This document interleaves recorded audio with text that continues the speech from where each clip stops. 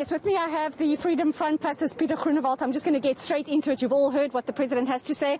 Dr. Groenewald, thank you for joining us. Your response to what you've heard from the President this afternoon. Well, firstly, I must say that this was really disappointing. The President didn't say anything new. He didn't say anything that he hasn't said before. I mean, how long do we hear that there's going to be infrastructure development? How long are we going to hear about renewable energy? How long are we already hearing that there is going to be creating jobs?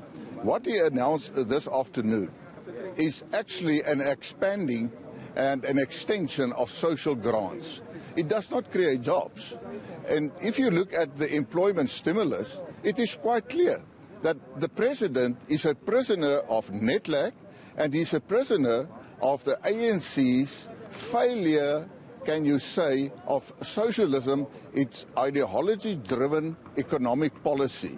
Okay, so Dr. Groenewald, let me ask you this. What would you like to have heard him say? What I would have liked to hear from him was what amendments he was going to propose when it comes to labor law in South Africa that makes it easier for investment in South Africa to create jobs. What I wanted to hear from him is to say that there should be more, or we must ensure that there is free economic zones where people pay less tax, for instance, for the companies who are going to develop in those free economic zones. That there is not going to be all the constraints as far as labor legislation is concerned. That there should not be black economic empowerment, as simple as that.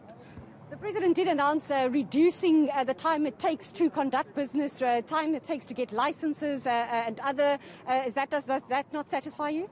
Well, he said that before. He said it in the last honor, that he's going to do that.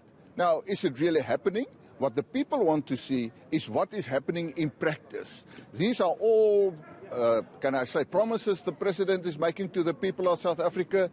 He is not going to ensure that we get proper investment in South Africa if we want to build the economy. 800,000 jobs, is that going to be enough for all those people who have lost their jobs as a result of the pandemic? You said he's creating 800,000 jobs. Yeah, but he's lost 2.2 million people. But he's going to create 800,000 jobs. So, in fact, you can say there are still about more than 1 million people who's not going to get any jobs because of this growing plan. So he had to take bold steps to come forward, which he did not. Thank you very much, Dr. Groenewald.